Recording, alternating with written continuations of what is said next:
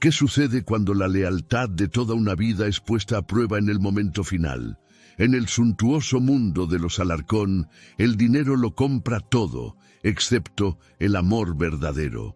Hoy les traemos una historia sobre un testamento que cambiará la vida de todos, revelando que a veces la familia que elegimos vale más que la sangre. Si te gusta este tipo de contenido, no te olvides de suscribirte a nuestro canal Cuentos que Enamoran. Publicamos videos todos los días. Y dale like al video si te gusta esta historia y déjanos en los comentarios contando de dónde eres y a qué hora nos escuchas. Solo ella llegó al funeral del millonario Gregorio Alarcón, ni su hijo, ni su hija, ni un solo nieto. Solo Elisa Campos de pie junto al ataúd, mientras el viento frío azotaba el patio de la capilla, como si hasta el clima no pudiera soportar quedarse. El director de la funeraria se veía incómodo, sus ojos alternando entre las sillas vacías y el rostro de Elisa. Carraspeó una vez, luego otra. ¿Desea que esperemos unos minutos más, señora Campos? No, dijo ella. Comience. Al señor Alarcón le habría molestado un retraso. Era puntual incluso en sus últimos días, tomando pastillas por reloj, viendo las noticias de la tarde a las 6 en punto, doblando sus pantuflas lado a lado antes de acostarse.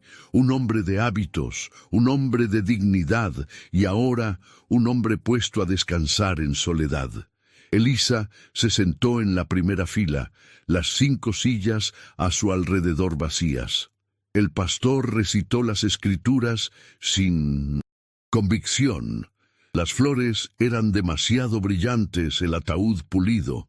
No podía dejar de pensar en cómo el señor Alarcón se habría reído del alboroto y luego habría mirado alrededor, frunciendo el ceño, preguntando dónde diablos estaban los niños. ¿Dónde estaban? Un mensaje había llegado esa mañana. El hijo Damián envió una línea. Lo siento, algo surgió. No puedo ir. Sin explicación, sin llamada. Elisa se lo imaginó en su oficina, o más probablemente en un campo de golf con clientes, fingiendo no sentir el peso del día, fingiendo que la muerte de su padre era solo un pequeño evento en una agenda ocupada. La hija, Lorena, ni siquiera había enviado mensaje. Había dejado un correo de voz 2 días antes, alegre como una brisa de primavera. Elisa, realmente no puedo cancelar mi cita de uñas y sabes cómo me pongo ansiosa con las reprogramaciones. Dile a papá que lo visitaré la próxima semana. La frivolidad del mensaje de Lorena contrastaba brutalmente con la solemnidad del féretro ante ella.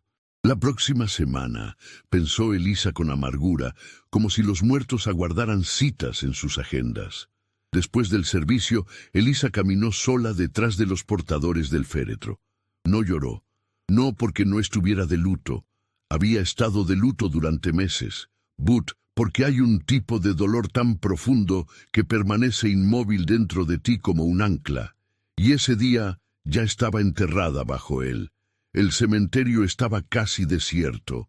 Un viejo cuidador observaba desde la distancia la mano descansando en una pala. El ataúd fue bajado, las oraciones susurradas. El polvo encontró la madera encontró el silencio.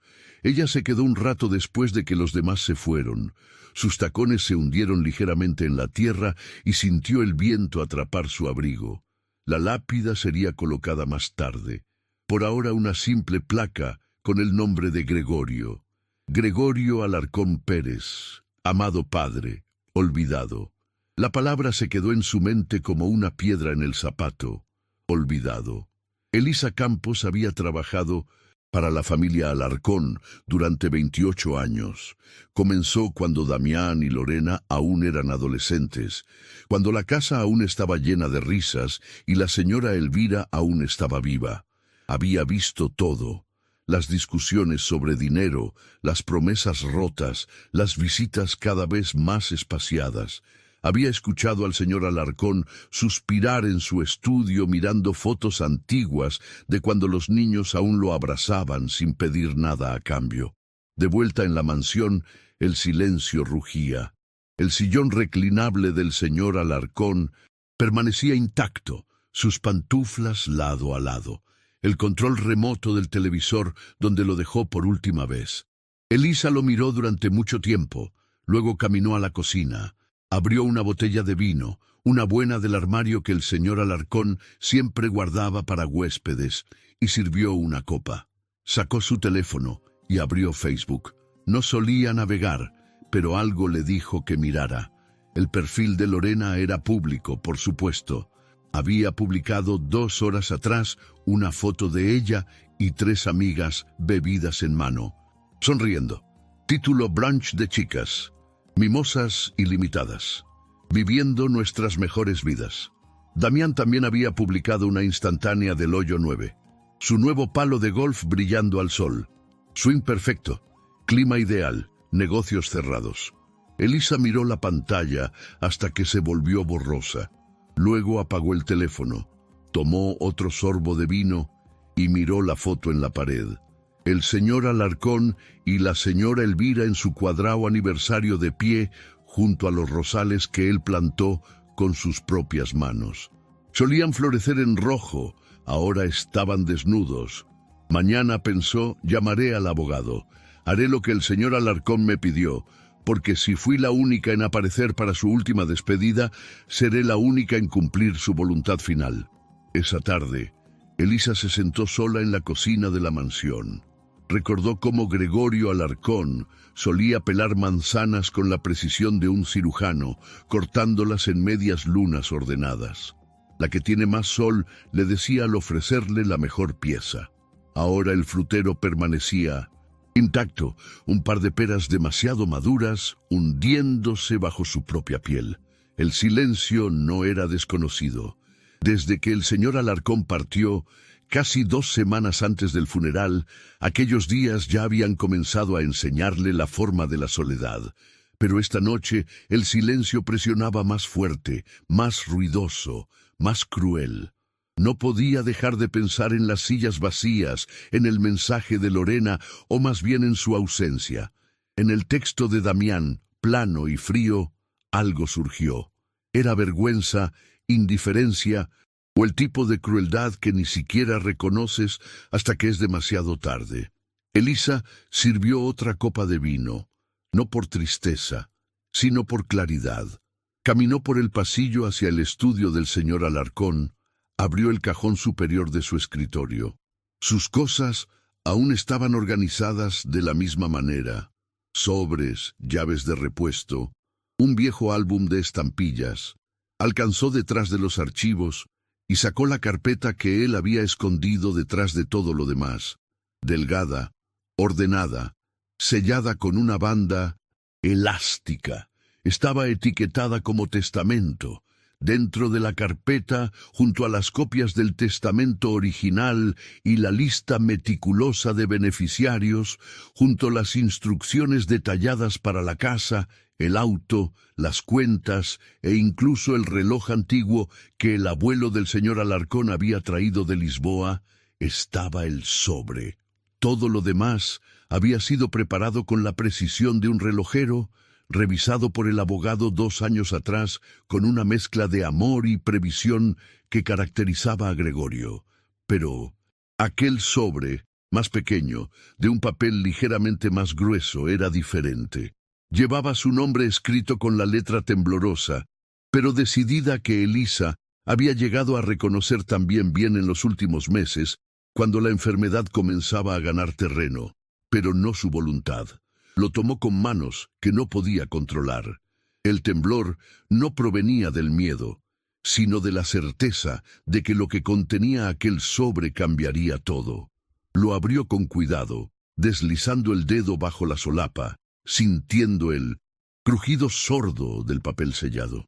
Querida Elisa, si estás leyendo esto, significa que ya no estoy. Y significa que probablemente estuviste sola en mi funeral, porque conozco a mis hijos mejor de lo que ellos creen. Durante 28 años fuiste más familia para mí que mi propia sangre. Preparaste mis comidas cuando estuve enfermo, incluso aquellas sopas insípidas que odiabas hacer, pero que sabías que me sentarían bien. Escuchaste mis historias, las mismas de la fábrica y de Elvira, cuando nadie más tenía tiempo ni paciencia. Te quedaste cuando todos los demás encontraron excusas para irse, cuando Damián empezó a poner la fábrica por encima de la familia, y cuando Lorena decidió que su vida social era más importante que su padre enfermo. Por eso tomé una decisión, una que Damián y Lorena no esperan, pero que es la correcta, la única posible.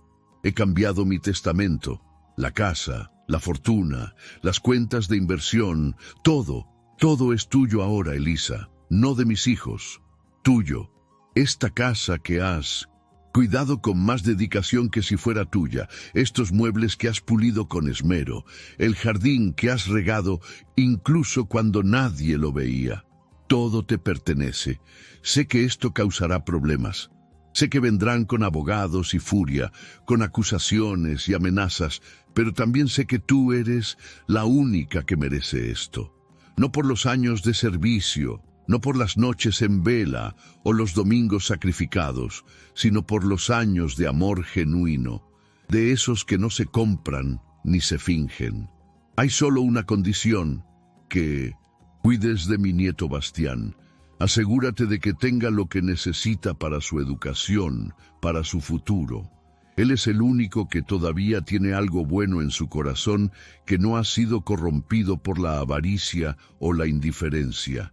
El resto, déjalos aprender lo que significa perder algo que nunca valoraron, que entiendan de una vez por todas que el dinero no es lo único que se hereda y que a veces la herencia más valiosa es el respeto y el cariño que uno siembra en vida. Gracias, Elisa, por todo, por verme como un ser humano cuando todos los demás solo vieron una cuenta bancaria, por recordarme en mis peores días que aún valía la pena, no por lo que tenía, sino por quién era. Con cariño y gratitud eterna, Gregorio Alarcón. Elisa leyó la carta 3 veces. La primera con los ojos secos, casi sin respirar, absorbiendo cada palabra como si fueran los últimos granos de agua en un desierto. Cada sílaba resonaba en su mente con la claridad de una campana. Todo es tuyo ahora, Elisa. Las palabras le quemaban la retina. La segunda vez se llevó una mano al pecho, como si intentara contener el corazón que latía con una fuerza descomunal, amenazando con romperle las costillas. Sintió una oleada de calor, seguida de un escalofrío que le erizó la piel. No era solo la magnitud de la fortuna, era el peso de la confianza, la inmensidad de un gesto que borraba décadas de invisibilidad. La tercera vez, las lágrimas llegaron. No fueron sollozos ni gemidos, sino un torrente silencioso e imparable, que se deslizó por su mandíbula y cayó sobre el papel, manchando ligeramente la tinta azul. Cada lágrima contenía el recuerdo de una noche en vela, de una palabra de aliento, de un té preparado a las 3 de la madrugada, de un silencio compartido que valía más que 1000 palabras. Él no solo le había dejado su fortuna, le había devuelto la dignidad, había validado cada minuto de su lealtad, había transformado su servicio invisible en un acto de amor reconocido. Con movimientos lentos, casi ceremoniales, metió la carta de nuevo en el sobre y la colocó sobre la repisa de la chimenea de mármol del estudio. Se quedó frente a ella, inmóvil, contemplándola como si fuera una reliquia sagrada. En esa casa de techos altos y pasillos silenciosos, las cartas como esa eran más raras que un día sin melancolía. No era que el amor no existiera entre sus paredes, sino que había pasado demasiado tiempo sin ser expresado, dado por sentado, estirado hasta volverse tan delgado y frágil que un suspiro podía romperlo. Permaneció allí de pie durante varios minutos, sintiendo el vacío de la mansión a sus espaldas. Luego, su mirada se desvió hacia la ventana que daba al jardín trasero. Allí estaban los rosales, desnudos y espinosos bajo la tenue luz del atardecer. Recordó al señor Alarcón podándolos con paciencia infinita, explicándole que cada corte debía ser preciso para que florecieran con más fuerza en primavera. Como la vida, Elisa le decía, a veces hay que podar lo que ya no sirve para dar fuerza a lo nuevo. Finalmente salió del estudio, cerró la puerta con un clic suave y se dirigió a su habitación. Una habitación que ya no era la de la empleada en el ala de servicio, sino una más amplia que el señor Alarcón le había insistido en ocupar después de que Elvira muriera. Esa noche, Elisa durmió sin el televisor encendido para ahogar el silencio, sin un libro que le distrajera de sus pensamientos, sin el viejo suéter de lana marrón del señor Alarcón doblado junto a ella en la cama, como había estado desde que lo trajo del hospital. Esa noche decidió guardarlo en el armario doblado, con el mismo cuidado con el que él doblaba sus pantuflas.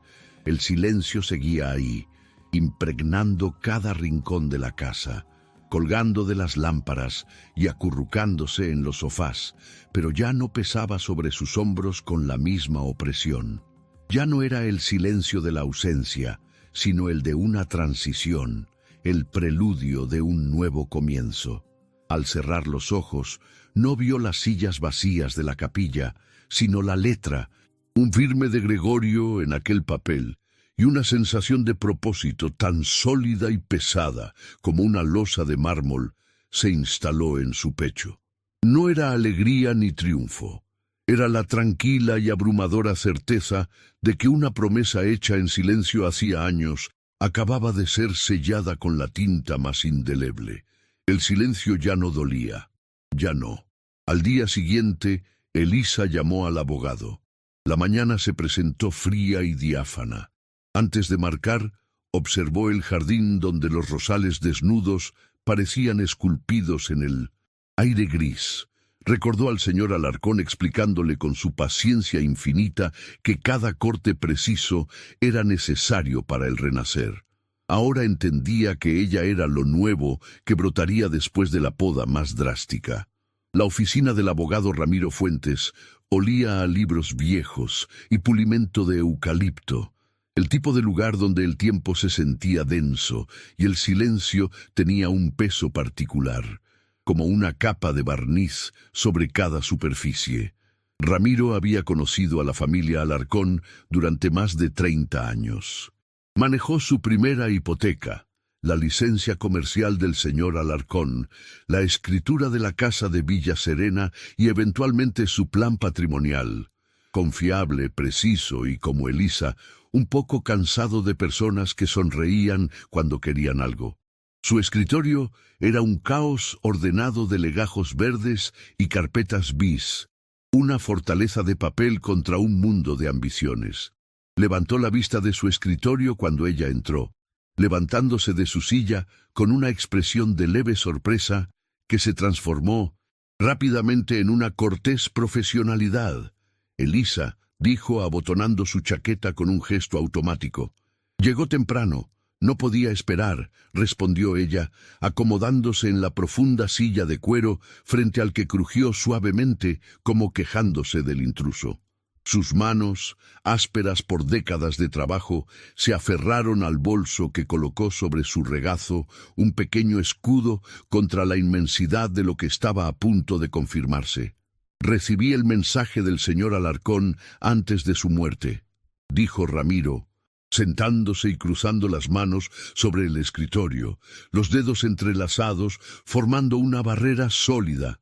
Me pidió que preparara todo para este momento. ¿Está lista para proceder? Sí, dijo Elisa, y su voz sonó más firme de lo que esperaba. El eco de su propia respuesta la sorprendió. ¿Los hijos saben algo? No, respondió Ramiro, negando con la cabeza una vez un movimiento seco y definitivo. Según las instrucciones explícitas del señor Alarcón, la lectura formal del testamento se realizará en presencia de todos los herederos mencionados. Les envié las citaciones esta mañana. Llegarán en 3 días. Elisa asintió lentamente. Entiendo. Las palabras flotaron en la habitación cargada de olor a papel viejo. 3 días. 72 horas de un limbo silencioso antes de la tormenta. Podía imaginarlos claramente a Damián, con su ira fría y calculadora, a Lorena, con su dramático desdén. Se preguntó si Ramiro sentiría el mismo nudo de aprensión en el estómago. Ramiro abrió un expediente legal de tapas gruesas y comenzó a escribir en líneas ordenadas y precisas. El señor Alarcón fue muy específico en sus deseos, escrupulosamente específico. Hizo una pausa y levantó la mirada para asegurarse de que Elisa lo seguía. La totalidad de su patrimonio, estimado en aproximadamente $4 millones, más la propiedad principal y la casa de Villa Serena, serán transferidos a su nombre. Todo está minuciosamente detallado. Hay además una disposición especial para su nieto Bastián, un fideicomiso educativo blindado de $500,000 que usted administrará exclusivamente hasta que él cumpla 25 años. Los fondos son intocables para cualquier otro fin. ¿Y Damián y Lorena?, preguntó Elisa. Aunque ya conocía la respuesta, necesitaba oírla en la voz neutra y legal de Ramiro. Necesitaba que las palabras se materializaran en el aire entre ellos para aceptar su abrumadora realidad. «Eliminados por completo», dijo Ramiro sin un ápice de emoción, como si leyera una cláusula sobre la venta de un terreno, sin excepciones, sin apelaciones posibles, según la estructura legal a prueba de balas que preparamos. El señor Alarcón fue muy claro, casi poéticamente cruel. Sus hijos recibirán exactamente lo que le dieron a él en sus últimos días. Nada. Elisa tomó un respiro profundo, sintiendo el aire cargado de eucalipto y cuero llenar sus pulmones. No era triunfo lo que sentía.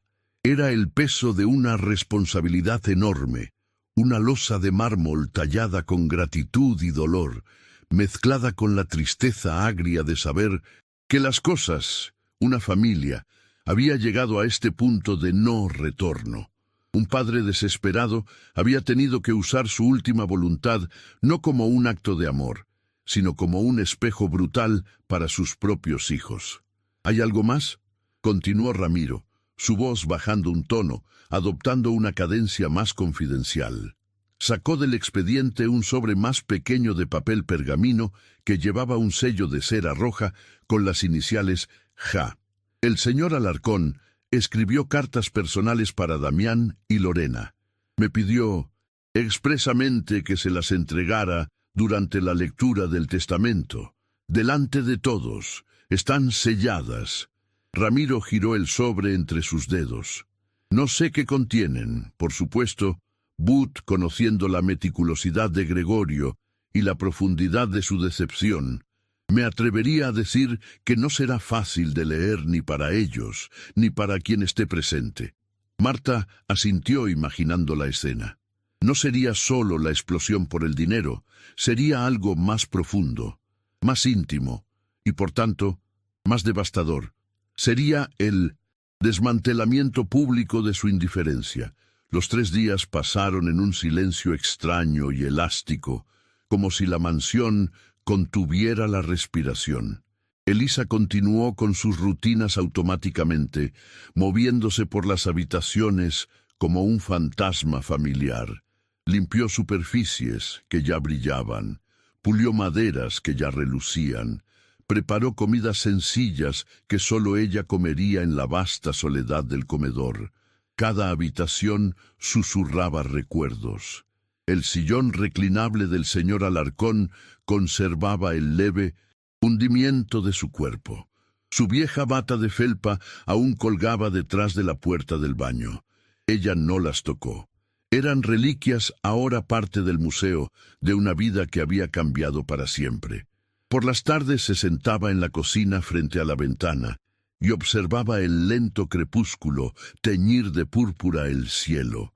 Se preguntaba cómo reaccionarían Damián y Lorena con la furia fría y litigiosa de Damián, que vería el mundo como una transacción que había salido mal, o con el histérico y performativo dolor de Lorena, que lloraría no la pérdida de su padre, sino la de su herencia. Se preguntaba una y otra vez si el señor Alarcón había hecho lo correcto.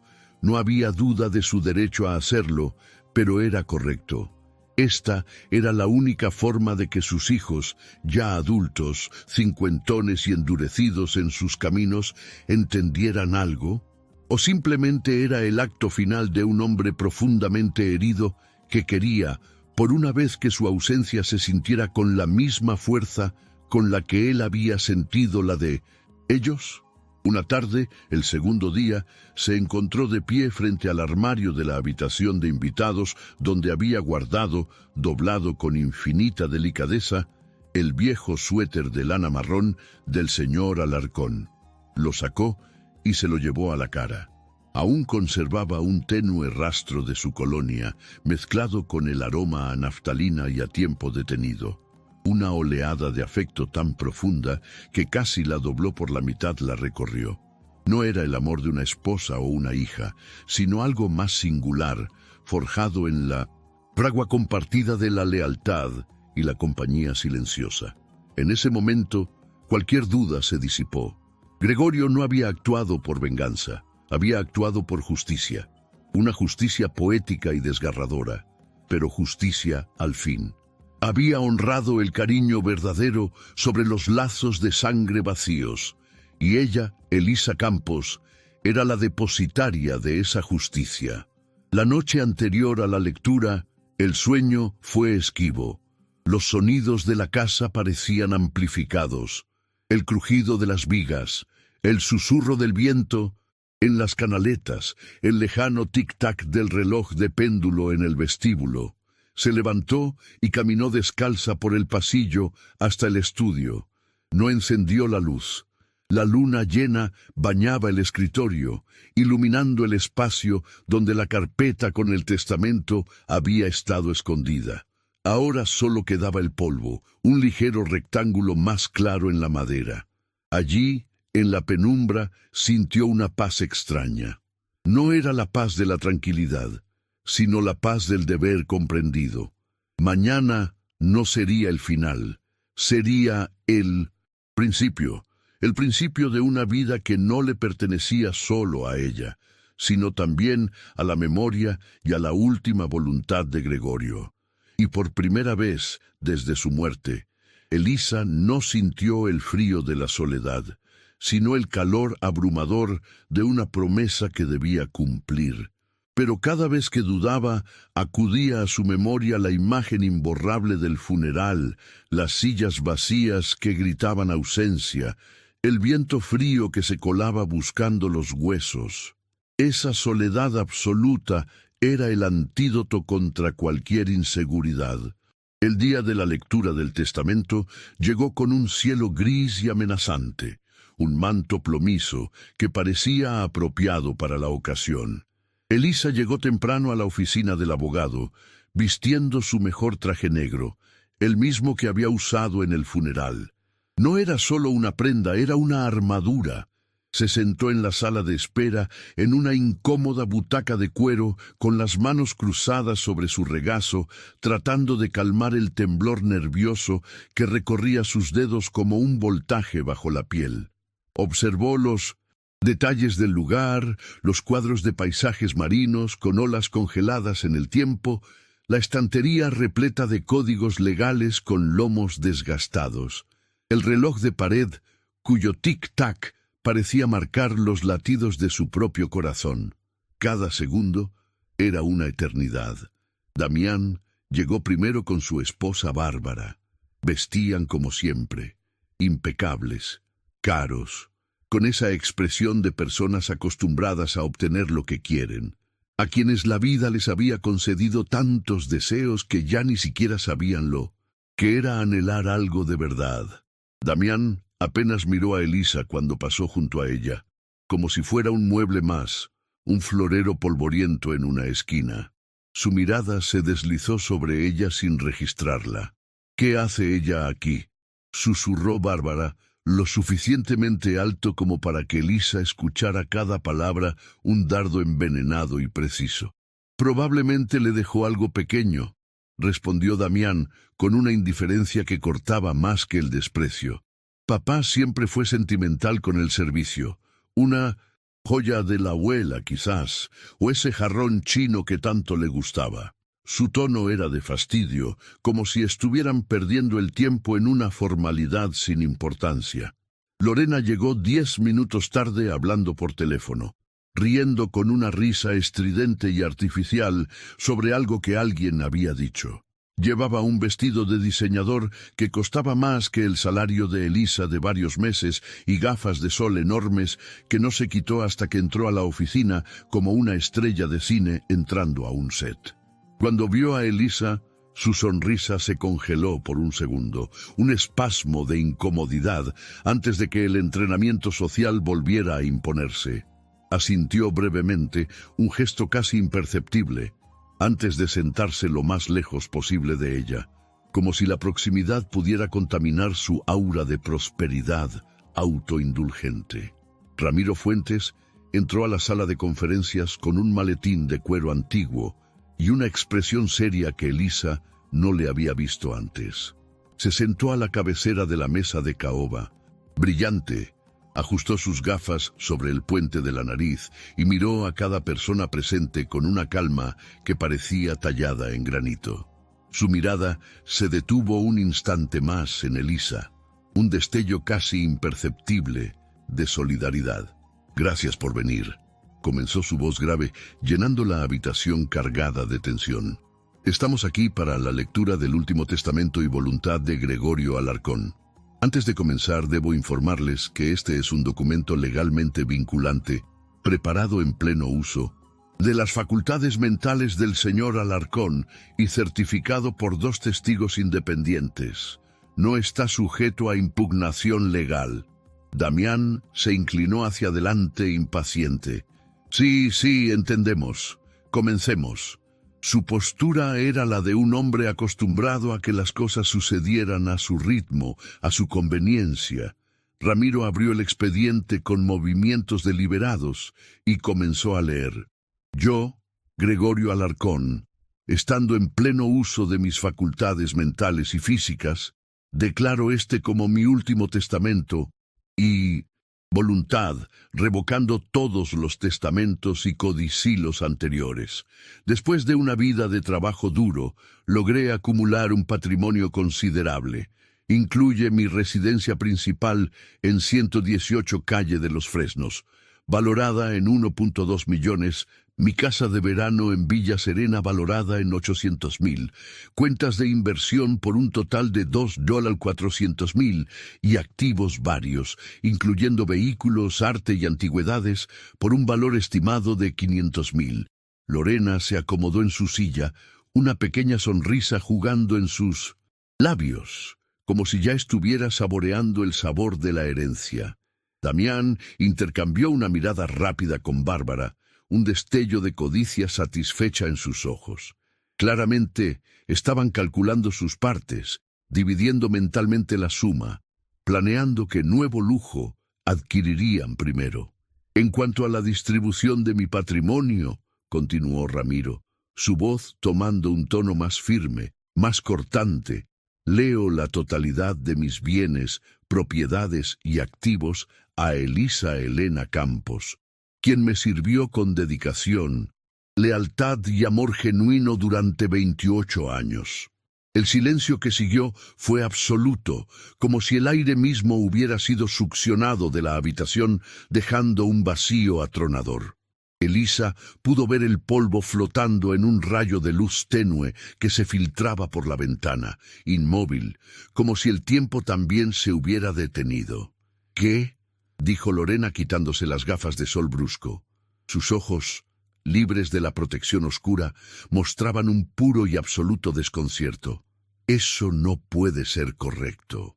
Tiene que ser un error», añadió Damián, levantándose de su silla de un salto. La madera chirrió contra el piso de madera pulida. Revisé eso de nuevo. Su mandíbula estaba tensa, sus puños apretados a los lados del cuerpo. Ramiro no se inmutó, no parpadeó siquiera.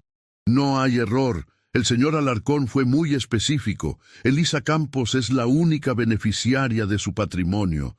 Esto es ridículo, explotó Damián, su voz rompiendo el silencio como un cristal.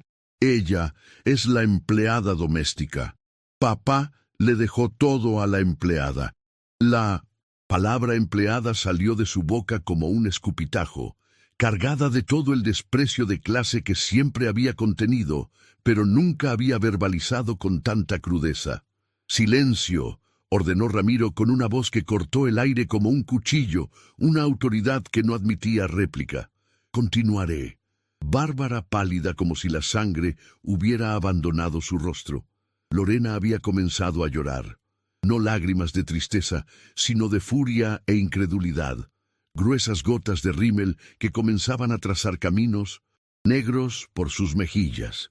Adicionalmente, leyó Ramiro, ignorando el drama que se desarrollaba frente a él: «Establezco un fideicomiso educativo de $500,000 para mi nieto Bastián Alarcón, a ser administrado por Elisa Campos hasta que le alcance la edad de 25 años. Este fideicomiso se financiará mediante una cuenta de inversión separada y no afectará el resto del patrimonio legado a la señora Campos. En cuanto a mis hijos, Damián y Lorena Alarcón, les dejo lo siguiente». La sala entera contuvo el aliento. Elisa podía sentir la presión en sus propios pulmones. Damián se había quedado de pie, congelado en su actitud desafiante. Lorena se había llevado una mano temblorosa a la boca.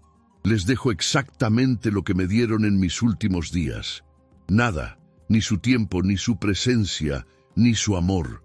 Por lo tanto, no recibirán nada de mí».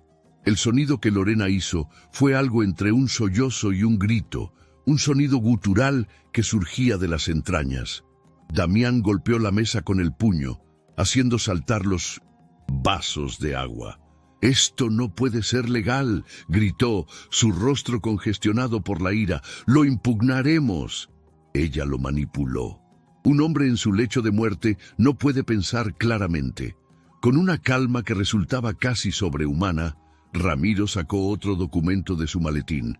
Anticipando esta reacción, el señor Alarcón solicitó una evaluación psicológica completa 3 meses antes de su muerte. Fue examinado por 2 psiquiatras independientes que certificaron su plena capacidad mental. También hay grabaciones de vídeo de leyendo y firmando este testamento con 3 testigos presentes. Pueden intentar impugnarlo, señor Alarcón, pero les aseguro que no tendrán éxito. Su padre cubrió cada base legal posible, cada una. Elisa permanecía sentada en silencio, las manos aún cruzadas sobre su regazo, tratando de procesar la magnitud de lo que acababa de suceder. $4 millones, 2 casas, una vida completamente transformada en el espacio de unos minutos. Pero no sentía alegría ni euforia. Sentía el peso abrumador del amor del señor Alarcón, la profundidad oceánica de su decepción con sus propios hijos, la tristeza agridulce de una familia completamente rota, cuyos pedazos ahora le pertenecían a ella. La extraña. «Hay cartas», dijo Ramiro, sacando 2 sobres blancos y gruesos de su carpeta. «Una para Damián, una para Lorena. Su padre pidió que las leyeran ahora en presencia de todos. No quiero leer nada de ese viejo amargado», escupió Lorena, secándose las lágrimas con el dorso de Mieuxen, la mano manchando aún más su rostro. «Es su derecho», respondió Ramiro colocándolo sobre la mesa. «¿Pero están aquí si cambian de opinión?» Damián agarró su sobre violentamente, como si fuera la garganta de un enemigo. Lo rasgó por un borde con un movimiento brusco y comenzó a leer. Mientras sus ojos recorrían las líneas, su rostro pasó de un rojo intenso de ira a un blanco cadavérico.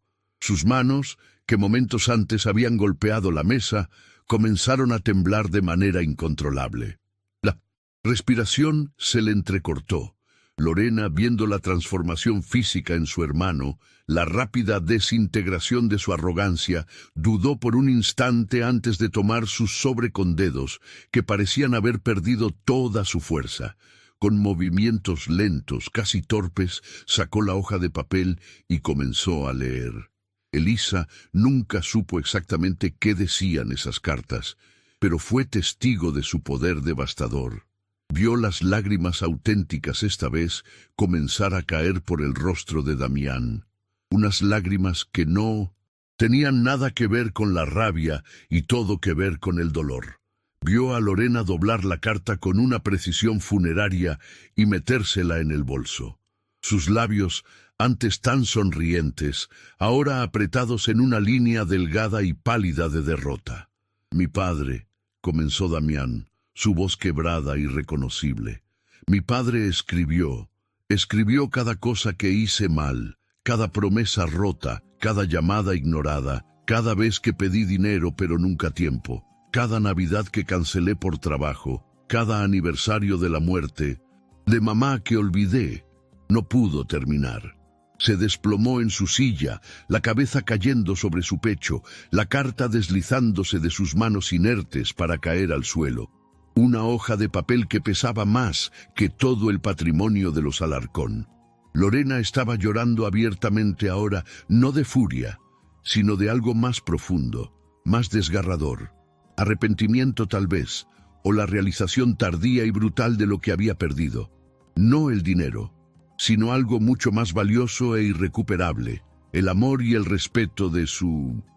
padre, decía que me amaba.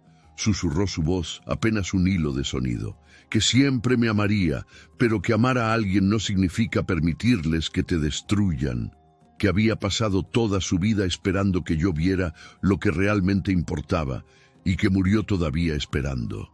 Las palabras flotaron en la habitación, un epitafio para una relación que nunca llegó a ser. La sala quedó en silencio otra vez, pero este silencio era diferente. Ya no estaba cargado de tensión y odio, sino de un dolor denso y pesado, como una losa. Ramiro cerró el expediente con un sonido seco que resonó como un portazo. «Si no hay más preguntas legales», dijo, su voz recuperando un tono profesional, «esta reunión ha concluido. Elisa, necesitaré que se quede para firmar algunos documentos. El resto de ustedes son libres de irse». Damián y Lorena salieron como zombis, sus movimientos lentos y torpes, como si hubieran envejecido décadas en media hora. Bárbara intentó decir algo. Abrió la boca, buscó las palabras, las encontró vacías y luego simplemente siguió a su esposo afuera, una sombra pálida y silenciosa. Cuando Elisa y Ramiro quedaron solos en la sala, que aún retenía el eco del dolor ajeno, él suspiró profundamente, dejando caer por un momento su fachada de impasibilidad. Se quitó las gafas y se frotó el puente de la nariz. «Nunca es fácil», dijo con un deje de cansancio en la voz. «Pero el señor Alarcón sabía lo que hacía. Me dijo, en una de nuestras últimas reuniones, que esta sería la única manera de que sus hijos finalmente entendieran lo que habían perdido, no el dinero a él». Elisa asintió, incapaz de hablar por el nudo en su garganta, una mezcla de emociones tan intensa que la dejaba sin aliento. «Hay una cosa más», añadió Ramiro sacando un último sobre del maletín. Este era de un papel más grueso, de mejor calidad. «Esto es para usted. Me pidió que se lo diera después de que los demás se fueran». Insistió en que fuera entonces. Elisa lo tomó con manos que no podía dejar de temblar. Reconoció de inmediato la letra del señor Alarcón, esa caligrafía temblorosa, pero clara que había visto en tantas listas de compras y recordatorios. La abrió con cuidado, deslizando el dedo por el borde para no romper el papel. La letra de Gregorio llenaba la página densa y cargada de significado. «Querida Elisa, si estás leyendo esto, significa que todo salió según lo planeado. Puedo imaginar el shock en la sala, la furia de mis hijos, las acusaciones que ahora mismo deben estar volando como andagas. No les hagas caso, no cargues con su veneno. Tomé esta decisión porque era la correcta, no para castigar a Damián y Lorena, aunque tal vez eso sea un efecto secundario necesario, sino para honrar a la única persona que me trató como un ser humano en mis últimos años, no como un chequera con patas. ¿Sabes qué es lo más triste, Elisa? No es morir. Es darte cuenta en la quietud de tus últimos días de que las personas que criaste, a las que amaste con cada fibra de tu ser, no tienen tiempo para ti cuando realmente importa. Es entender con una claridad dolorosa que para ellos siempre fuiste solo un medio para un fin, un peldaño en su escalera, un cajero automático con el apellido papá. Pero tú te sentabas conmigo a ver esas películas viejas del oeste que tanto me gustaban. Te reías de mis chistes malos, no por cortesía, sino de verdad. Me leías el periódico cuando mis ojos ya no podían enfocar las letras. Me preparabas el té exactamente como me gustaba, con esa cucharadita justa de miel. Me recordabas tomar mis medicinas con la paciencia de un santo. Me escuchabas hablar de Elvira, de cuando éramos jóvenes, como si fuera la primera vez que contaba esas historias. Tu paciencia era el regalo más valioso que recibí en mis últimos años. Las semanas siguientes fueron un torbellino que arrasó con la quietud a la que Elisa estaba acostumbrada. Su vida, que durante casi 3 décadas había transcurrido entre rutinas domésticas y el cuidado silencioso de otro, se transformó de repente en una sucesión de reuniones, documentos y decisiones que la dejaban sin aliento. Contrató a los asesores financieros que Ramiro recomendó, un trío de hombres y mujeres impecablemente vestidos, cuyas sonrisas profesionales no lograban ocultar una pizca de curiosidad por la nueva e inesperada millonaria.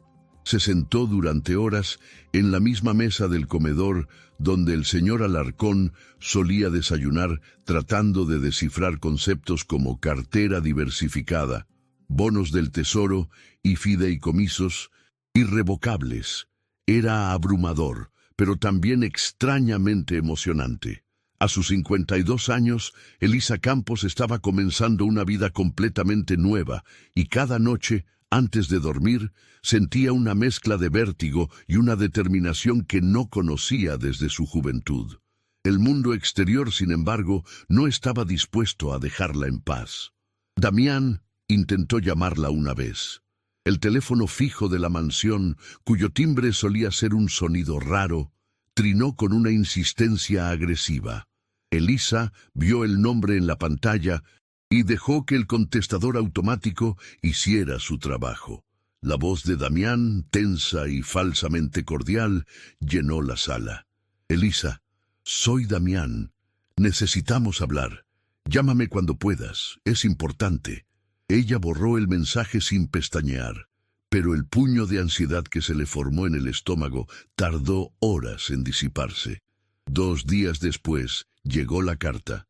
No era un sobre común, sino grueso, de papel pergamino, con el membrete de un bufete de abogados, cuyo nombre sonaba a dinero y litigios. La amenaza era sutil, pero clara. Impugnación del testamento bajo alegatos de indebida influencia y capacidad mental menguante. Elisa, con manos que apenas temblaban, llamó a Ramiro Fuentes. Él se encargó de eso rápidamente, enviando por mensajero una carpeta con documentación tan sólida, evaluaciones psiquiátricas, declaraciones juradas de testigos, grabaciones vídeo, que la respuesta del abogado de Damián llegó en menos de 48 horas. Se retiraban de cualquier acción legal. En este momento, la victoria fue tranquila, pero dejó en Elisa un regusto amargo, la confirmación de que la batalla por la herencia sería ante todo una guerra de desgaste emocional. Fue en ese clima de tensión contenida cuando 3 semanas después de la lectura del testamento, Lorena apareció en la puerta de la mansión. Elisa la vio a través de la mirilla y por un momento no la reconoció. La mujer que había sido tan elegante, tan impecablemente compuesta en la oficina del abogado, ahora era una silueta desdibujada bajo la llovizna de una tarde gris. Su cabello, normalmente peinado con precisión quirúrgica, estaba mojado y enmarañado. Su maquillaje, siempre perfecto, se había corrido, dejando visibles las ojeras y el enrojecimiento de sus ojos. Parecía haberse encogido como si el peso de su propia conciencia la estuviera comprimiendo. Elisa dudó. Su mano se cerró alrededor del pomo de la puerta, los nudillos blancos. Podía fingir que no estaba, retirarse a la cocina y esperar a que se fuera. Pero entonces recordó la mirada del señor Alarcón en sus últimos días, esa mezcla de decepción y un amor obstinado que se negaba a morir. Abrió la puerta. «¿Qué quieres, Lorena?» La voz de Elisa sonó más firme de lo que esperaba, cortando el aire húmedo de la tarde. Lorena levantó la vista y en sus ojos había una vulnerabilidad tan cruda que Elisa casi dio un paso atrás. «Necesito hablar contigo», dijo Lorena con voz ronca, como si hubiera estado gritando o llorando durante horas. «Por favor». Elisa se hizo a un lado y la dejó entrar. El cruce del umbral fue cargado de significado. Era la primera vez que Lorena entraba en la casa no como la hija del dueño, sino como una visitante, una suplicante. Caminaron en silencio hacia la sala de estar, la misma donde el señor Alarcón solía leer el periódico cada mañana en su sillón de cuero. La luz del amanecer filtrándose a través de las ventanas altas, iluminando las motas de polvo que danzaban en el aire. Ahora la habitación estaba en penumbras, el crepúsculo tejiendo sombras largas sobre los muebles. Lorena se sentó al borde del sofá como si temiera mancharlo y hundió la mirada en sus manos que no dejaban de retorcerse en su regazo. «No vine a pedir dinero», comenzó sin levantar la vista. «Sé que no tengo derecho a nada. Lo sé. Solo necesitaba que alguien entendiera». Elisa se sentó frente a ella en el sillón que había sido el favorito de Gregorio. No dijo nada. No ofreció té, ni café, ni consuelo. Solo esperó. El silencio se extendió, denso e incómodo, roto, solo por el tic-tac del viejo reloj de péndulo que había sido testigo de tantas conversaciones en esa casa. «¿Entender?», preguntó Elisa finalmente, su voz suave pero implacable. «Que lo arruiné todo», estalló Lorena, y las palabras salieron en un torrente ahogado. «Que fui una hija terrible, egoísta, ciega, que mi padre murió pensando que no me importaba cuando su voz se quebró y un sollozo sacudió su cuerpo. Cuando sí me importaba. Dios, sí me importaba.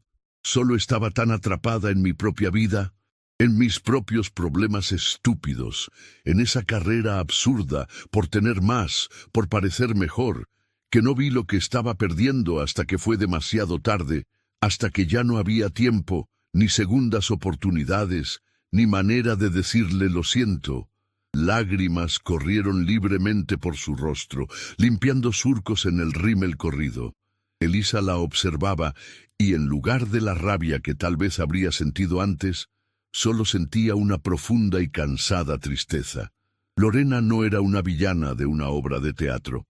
Era una mujer que había confundido el valor de las cosas con el precio de las cosas, y que ahora despertaba a la realidad con el dolor de quien descubre que ha estado viviendo en una mentira. «La carta», continuó Lorena, sacando un sobre arrugado del bolsillo de su abrigo, lo sostenía como si le quemara los dedos. «La carta que me dejó no era solo una lista de mis fracasos, era un espejo. Me mostró quién me había convertido. Cada promesa rota, cada visita cancelada por una tontería, cada vez que le colgué el teléfono porque algo más importante requería mi atención. Él lo recordaba todo, Elisa, cada pequeño rechazo. Y al final escribió Escribió que todavía me amaba, que siempre me amaría, pero que amar a alguien no significa permitirle que te trate como si no valieras nada. Elisa cerró los ojos por un momento, imaginando a Gregorio escribiendo esas palabras, cada letra una estocada de dolor, pero también un último acto de amor desesperado, un intento final de hacerla ver. Él te escribió a... En ti también, ¿verdad?, preguntó Lorena mirando a Elisa por primera vez directamente a los ojos. Una carta diferente. Sí, asintió Elisa. Te dijo si alguna vez habló de mí. Sí, si cuando estaba solo aquí en esta casa me extrañaba. La pregunta era tan infantil, tan cargada de una esperanza patética, que a Elisa se le encogió el corazón. Recordó las tardes en que el señor Alarcón miraba por la ventana del estudio, su silueta recortada contra la luz del atardecer, suspirando mientras hojeaba un álbum de fotos viejo. Sí, Lorena, hablaba de ti y de Damián, y de cuando eran niños, de cómo te reías cuando te llevaba al parque, de cómo Damián intentaba imitar su forma de caminar. Extrañaba a los niños que fueron, a las personas en las que creía que se convertirían. Un nuevo sonido escapó de los labios de Lorena, un gemido de dolor tan agudo que parecía físico. Se inclinó hacia adelante, abrazándose el estómago. Eso es lo que duele, que todavía éramos capaces de hacerlo bien y elegimos no hacerlo. Elegimos el brunch, las uñas, las reuniones de negocios. Elegimos todo menos a él. Y ahora esto es lo que queda. Esta casa vacía, este silencio y la certeza de que mi propio padre murió sintiéndose solo porque yo, su hija, estaba demasiado ocupada viviendo mi mejor vida. Se quedaron en silencio durante lo que pareció una eternidad. La lluvia comenzó a golpear suavemente los cristales de las ventanas, añadiendo su ritmo lento y monótono al tic-tac del reloj. Elisa observaba a la mujer destrozada frente a ella y pensaba en los hilos invisibles que unen a las familias, cómo se estiran, se enredan y a veces se rompen con una decisión tras otra hasta que ya no hay forma de deshacer el nudo. Finalmente, Lorena se enjugó las lágrimas con el dorso de la mano, un gesto infantil y vulnerable. Se puso de pie, tambaleándose ligeramente. «Lo siento», murmuró. «No debería haberte cargado con esto. No es tu problema. Es la herencia que tu padre me dejó», respondió Elisa con suavidad. «No solo el dinero, los recuerdos, la verdad, las consecuencias». Lorena asintió comprendiendo. Caminó hacia la puerta, pero se detuvo antes de salir. Su espalda estaba rígida. «Bastián», preguntó sin darse la vuelta. «¿Está bien?» «Sí. Va a venir a visitarme el próximo fin de semana». «Bien». La voz de Lorena era apenas un susurro. «Por favor, cuida de él. Separa él lo que yo no fui para mi padre». «Esa siempre fue la intención de tu padre», dijo Elisa. Cuando la puerta se cerró, Elisa se quedó inmóvil. En el vestíbulo. La conversación había sido más agotadora de lo que esperaba. No había ira en Lorena, solo un arrepentimiento devastador y auténtico. Era un dolor más difícil de manejar que la rabia, porque no ofrecía un blanco claro contra el que defenderse. Caminó de regreso a la sala de estar y se detuvo frente a la chimenea, donde una fotografía de Gregorio y Elvira sonreía, eternamente jóvenes, eternamente llenos de esperanza. Le habló a la imagen en voz baja. «Era lo que querías, ¿verdad, señor Alarcón?»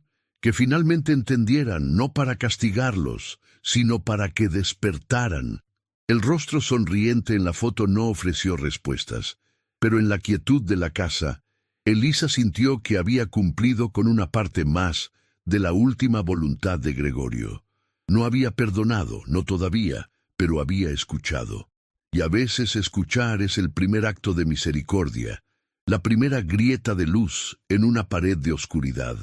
Se acercó a la ventana y vio los faros del auto de Lorena desaparecer en la Noche lluviosa, llevándose consigo el espectro de una hija que tal vez demasiado tarde había empezado a ver con claridad. Muchas gracias por escuchar hasta aquí. Si te gusta este tipo de contenido, no te olvides de suscribirte a nuestro canal Cuentos que Enamoran. Publicamos videos todos los días. Y dale like al video si te gusta esta historia y déjanos en los comentarios contando de dónde eres y a qué hora nos escuchas. Continuemos con la historia. Las lágrimas caían libremente por su rostro, ahora surcando un camino a través del rímel que comenzaba a correrse. «La carta», continuó Lorena, sacando un sobre arrugado, la voz quebrada por un sollozo que no lograba contener. Enumeraba cada cumpleaños que olvidé, cada promesa que rompí, cada vez que dije que estaría allí y no lo estuve. 23 años de decepciones. Me mostró quién me había convertido. Cada promesa rota, cada visita cancelada. Él lo recordaba todo, Elisa. Cada pequeño rechazo, como si hubiera estado llevando un registro secreto de cada herida, cada ausencia, y al final escribió: «Todavía te amo, siempre te amaré, pero no puedo seguir esperando que te conviertas en la persona que creía que eras». Las lágrimas caían libremente por su rostro, ahora surcando un camino a través del rímel que comenzaba a correrse, manchando el cuello inmaculado de su blusa. No eran las lágrimas dramáticas y controladas a las que Elisa estaba acostumbrada a ver en ella, sino un llanto auténtico, desgarrado, que le sacudía los hombros. «No, espero tu perdón», dijo limpiándose la cara con el dorso de la mano con un gesto infantil. «No espero que entiendas por qué hice las cosas que hice. Solo necesitaba que supieras que me importaba, que sí me importa, y que voy a tener que vivir el resto de mi vida sabiendo que cuando mi padre me necesitaba, elegí una cita de uñas y un brunch sobre él». La palabra brunch salió de sus labios como una confesión venenosa, cargada de la frivolidad que ahora la avergonzaba hasta la médula. Elisa sintió algo ablandarse en su pecho. No, lástima. Exactamente. La lástima era para los desvalidos, y Lorena, incluso destrozada, nunca lo había sido. Quizás compasión, un entendimiento profundo y doloroso del abismo que separa la persona que se es de la persona que se podría haber sido. «Tu padre era un buen hombre», dijo suavemente, eligiendo cada palabra con el cuidado con que se coloca una flor sobre una tumba. «Merecía mejor». «Lo sé», susurró Lorena, y por primera vez desde que Elisa la conocía, la arrogancia había desaparecido por completo de sus ojos, dejando solo un vacío desolado. «Dios, lo sé». Se sentaron en silencio durante un largo momento. Un silencio que ya no era incómodo, sino compartido, pesado con la verdad que finalmente había sido puesta sobre la mesa. El tic-tac del viejo reloj de péndulo en la esquina de la sala marcaba el paso del tiempo que Lorena había desperdiciado y que su padre ya no tenía. Finalmente, Lorena se levantó para irse. Su elegancia habitual, reducida a una postura encorvada, como si el peso de su arrepentimiento fuera físicamente abrumador. «Gracias por escucharme», dijo deteniéndose en el umbral de la puerta. Su mirada vagó por la sala de estar, deteniéndose en la fotografía de boda de sus padres sobre la repisa de la chimenea. «Y cuida de Bastián, es un buen chico. No lo arruines como yo lo hice». «No lo haré», prometió Elisa, y la promesa resonó en la habitación tranquila. Un voto solemne.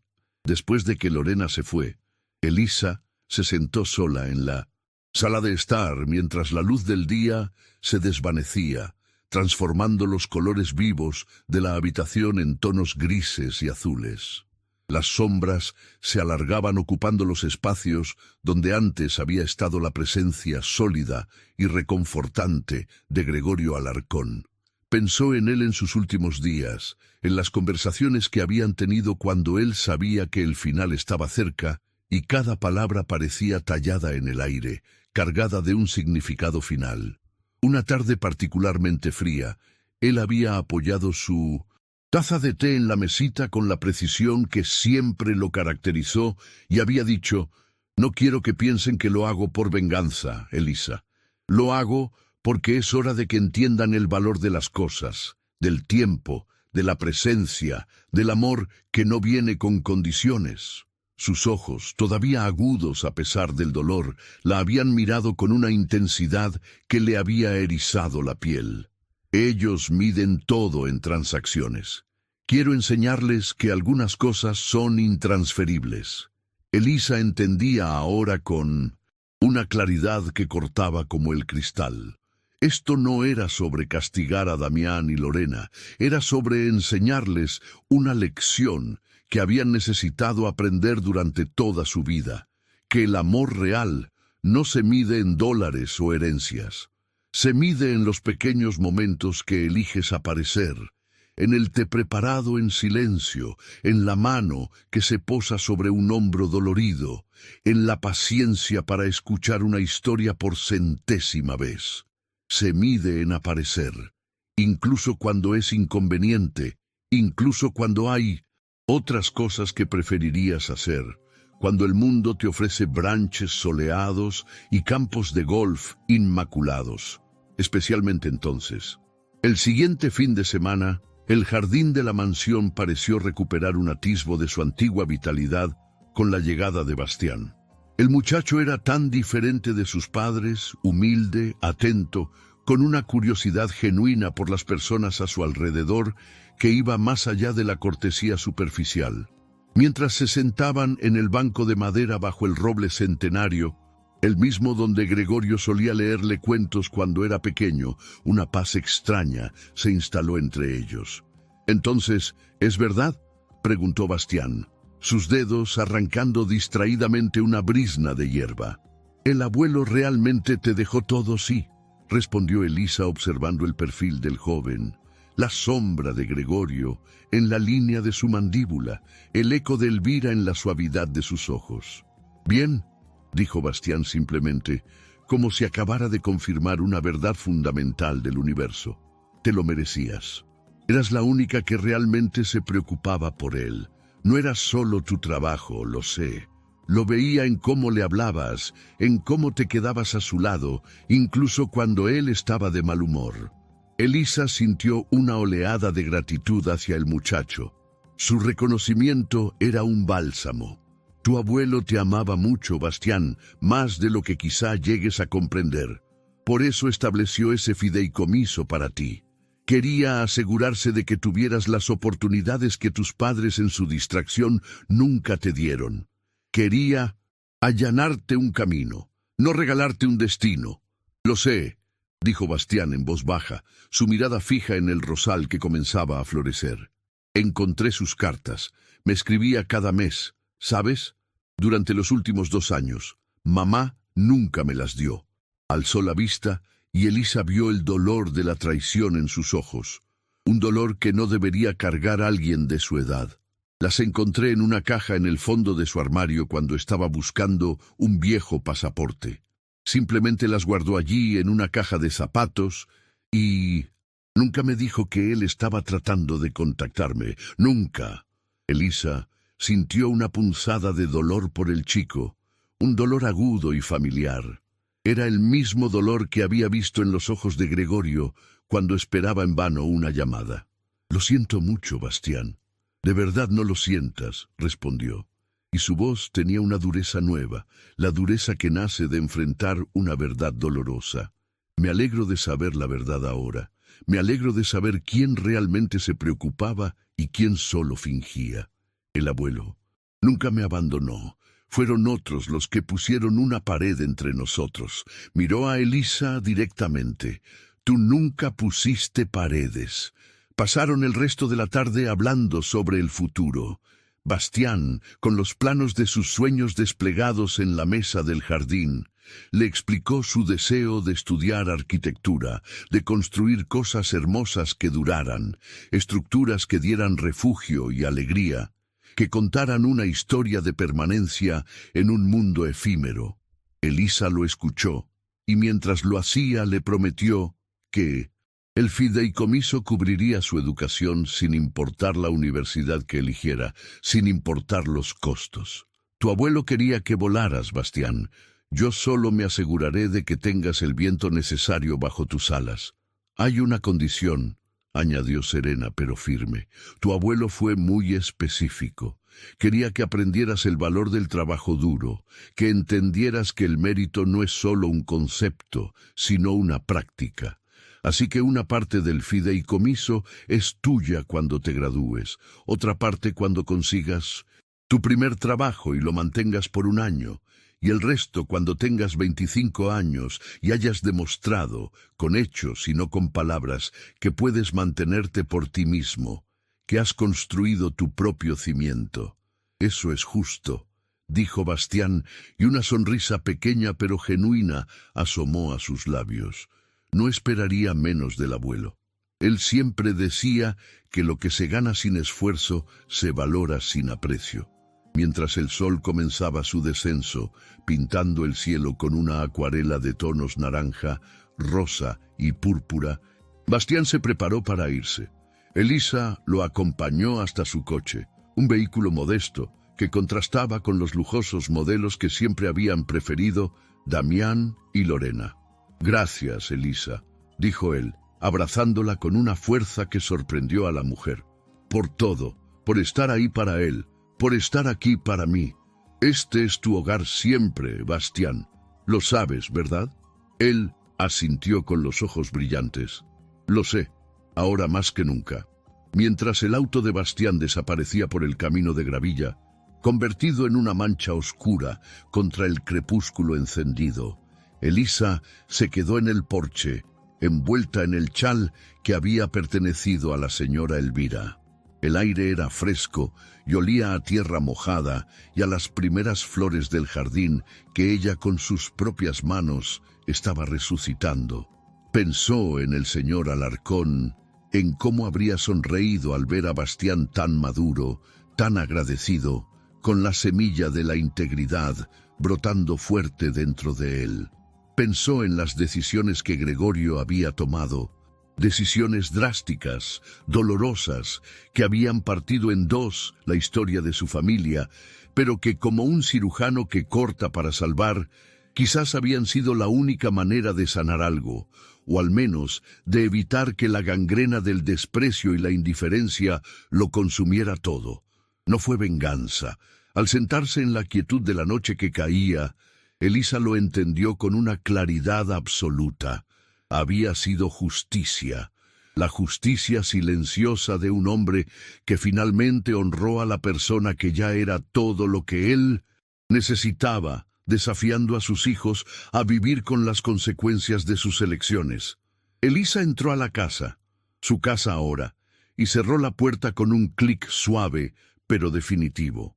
El sonido resonó en el vestíbulo amplio, marcando un final y un comienzo. El silencio que la recibió ya no se sentía vacío, ahora tenía la textura de la aceptación, el ritmo tranquilo de una respiración profunda. Se sentía como paz, una paz trabajada, ganada a pulso entre la tristeza y la redención. Los meses que siguieron fueron un lento y metódico aprendizaje de una nueva vida. Elisa, con la tenacidad que la había caracterizado durante sus 28 años de servicio, se aplicó a la tarea de administrar su herencia con la misma dedicación con la que una vez pulió los pisos de la mansión. Contrató a los asesores financieros que Ramiro recomendó, sumergiéndose en un mundo de documentos legales, estrategias de inversión y planes fiduciarios que le resultaban tan ajenos como otro idioma. Las cifras astronómicas para alguien que había contado cada centavo para llegar a fin de mes, al principio la mareaban. $4 millones no eran solo un número, eran una responsabilidad abrumadora. La confianza depositada en ella, materializada en estados de cuenta y portafolios de inversión. Fue entonces cuando tomó una de sus primeras decisiones importantes respecto a la casa de Villa Serena.